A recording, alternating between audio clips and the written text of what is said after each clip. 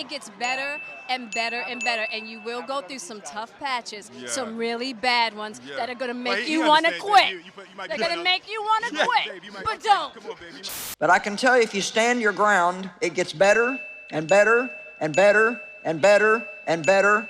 And all the time you see these like it gets better videos online and things of that nature where, you know, for people it's really shit in the beginning, but don't worry, it gets better. I'm here to say that's true because it will get better for everyone. You know, I can't really buy into what they're saying. All these it gets better talk. How about something else that's more relatable? When you're depressed, hearing someone say, it's okay, it'll be okay, like it gets better, the most fucking annoying thing in the entire goddamn world. If I could go back, I'd probably tell myself, like, it gets better, sweetie, and then I'd probably punch myself in the face because I would not want to hear that. Yeah, baby! That's what I've been waiting for. That's what it's all about. Woo!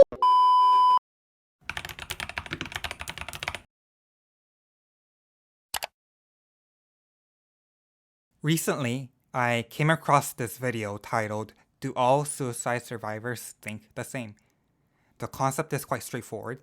5 to 8 participants are given a prompt regarding a topic of which the video tries to convey, and the participants voice their opinions on how much they agree or disagree with the prompt and why.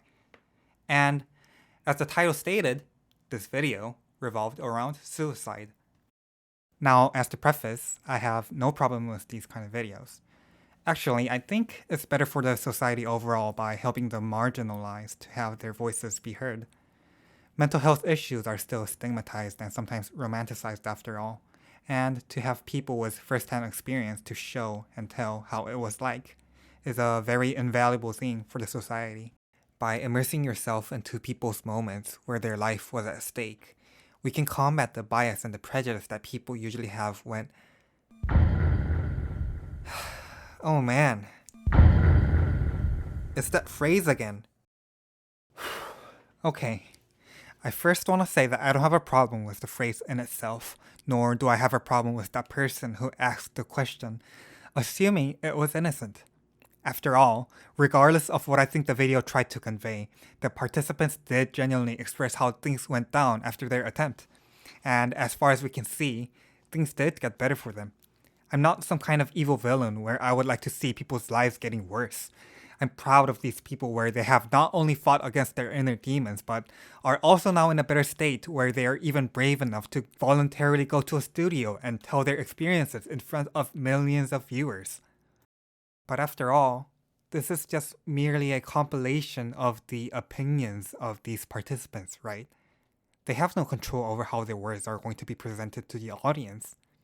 I really am happy that things got better for them, but this being the last prompt where none of their situation got worse, and saying, It gets better, everyone. It does. as they go around hugging each other as the outro rolls, clearly this is just an attempt by the producer trying to end the video on a high, optimistic note and pushing the narrative. It totally gets better. And that's what we want to believe, right? After all, hope and anticipation are fundamental values in society, if not innate in every individual person. We would expect and want for things to get better. I mean, who doesn't? There's a common narrative that goes like this. When people pull the trigger to end their life, whether that being a placeholder term or literally, there's a gap between the moment the trigger was pulled and the moment you meet your demise. Sometimes, that gap is long enough for you to see your life flashing before your eyes or to reflect on the action you did seconds ago. And it is often echoed among people that during this gap, people always regret on how they quote-unquote pulled the trigger, thinking, oh shit, what have I done? When you type suicide on Korea's most popular search engine, you're led to an article written by a psychiatrist, meant to be read by those who have suicidal ideation. Here, he straight out says that the moment you pull the trigger, you instantly regret the action you just did. He also states that he never saw a failed suicide attempter who refused to be admitted to a hospital. I don't want to be blunt, but See, now that's some bullshit. Not only I despise it when people spew out their statements as if they're absolutes, like he does, but it also lacks any kind of nuance with what a person about to die would go through. Actually, here's a prime example that's somewhat known here. There's a non-profit foundation called the Blue Tree Foundation that aims to stop bullying and school violence. The founder was originally an average employee in a renowned conglomerate, but all of that changed when his son tried to kill himself by falling from heights due to bullying in school. The thing is, he survived the fall by landing on a car, which reduced the impact of it. Well, did he regret what he did? Did he call out for help? Sadly, that wasn't the case. He dragged his fractured limbs, walked up the stairs, and did the same thing again, this time meeting his demise.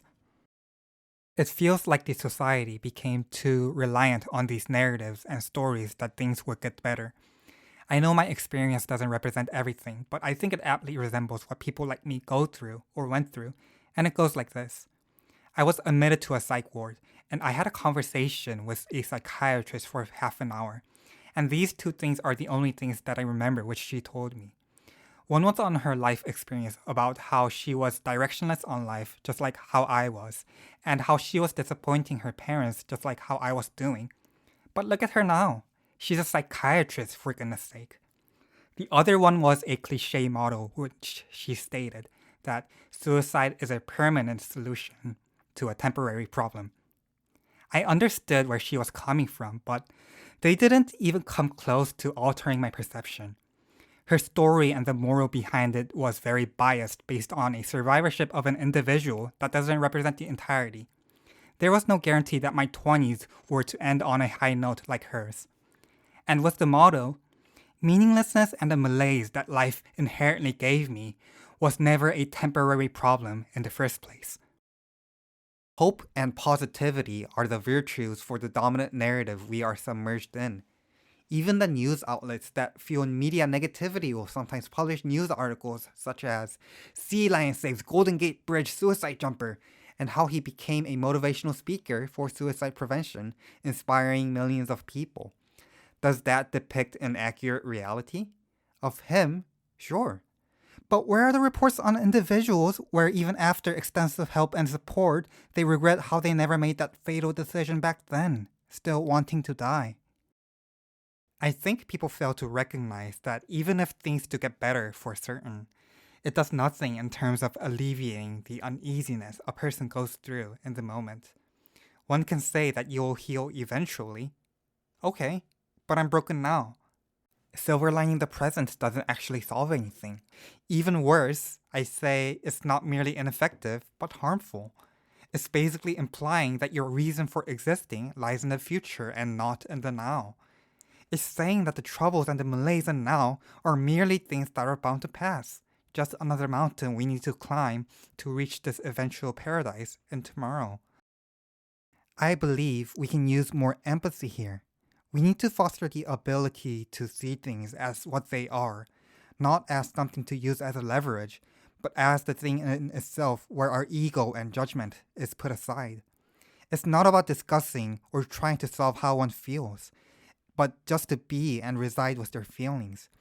Most of the time we try to stay at a distance because emphasizing with someone requires ourselves to be vulnerable as well, and that is a scary thing to do. Funnily enough, we do emphasize with others all the time in apt situations.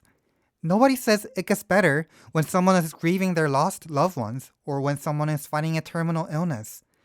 Talking about the future, whether that's the afterlife or the reality one would soon face living without their loved one, is not something one initiates. Rather, you stay attentive and maybe they would ask about what's to come out of worry and uncertainty. It is frowned upon for you to bring something up that's not relevant to the present in these situations. What it's about is spending time together, recognizing and honoring their existence in the now, no matter how short that might be. Do you remember the outro to the video? Now, I know even if I were the producer, I would have never had the control over what kind of participants come to the studio. After all, ones where their lives got better were the likelier ones who came to express themselves. But still, I would have liked to have few people where after their attempts things didn't get better. Then it would have been less about people reaffirming their beliefs about their optimistic outlook towards the future, but more about the moment they currently are in. Others could have comforted them by saying along the lines of, hey, I know that things still suck right now, but I'm glad that you were able to come here to share your stories and your experiences. If you were gone, then we would never have been able to hear these precious anecdotes. Actually, there's a TED Talk that portrays what I've said in a concise manner. I'll urge you to watch the whole video later, as it provides much insight into the topic. As much as many voices can offer different perspectives, nothing goes as deep as having the whole stage dedicated to one person only. And here's what he had to say after giving his anecdote on his suicide attempt.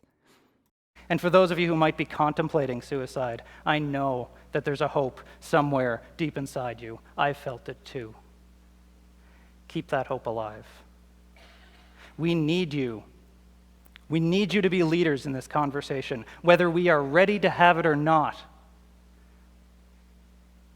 And trust me, if you're anything like me, it's this conversation that's going to keep you alive every single day, as though you've got just one more day. I feel like he's on point with how that thing is going to be the thing that keeps us alive. The thing being our experiences, how we are to express ourselves and such. I don't really give a shit about the hypothetical good future that could happen. I give a shit about what I can and how I am to wield myself to doing that. It's this video that I have made that kept me alive. It's the thoughts that I have while trying to fall asleep that I hope I could conjugate them into sentences, sentences into paragraphs, and paragraphs into video essays, which I hope to publish them here, that keeps me alive. It's about waiting for the day when I see my friend react to this video in person that keeps me alive. See, in the end, it's never about what could happen, but more about what can happen. It's not about who I am to become, but more about who I am right now, despite everything that I'm going through. It gets better. It might be true. Maybe it really does. I really don't want to argue with the validity of this statement. It's just that nobody can relate to that, especially when your perception has been narrowed down so much. You see death as the only escape. Widening that perception isn't possible by some platitude that you hope it provides an eureka moment for them. It takes patience and time, and most importantly, effort and vulnerability. Connection never happens with such ease that quickly. After all of my complaints, I believe many people will be left wondering, then what should I do when one expresses such sentiment? I think that question arising in itself is the wrong approach to things. One doesn't do things in such situations. Trying to do away the reality is only going to backfire you. So many times in this world we are taught to find problems and act accordingly to solve them, while the ability to stay, to listen, to be attentive takes the back seat. I think that needs to change. We need to foster connection without communication, not communication without connection. There are so many instances where we talk and talk while it having nothing in substance. Maybe there are crucial things that we miss out on when we keep trying to talk things out, not leaving any space in between. Maybe in place of saying it gets better, we just need to be there, ready to receive whatever emotion the situation holds for us.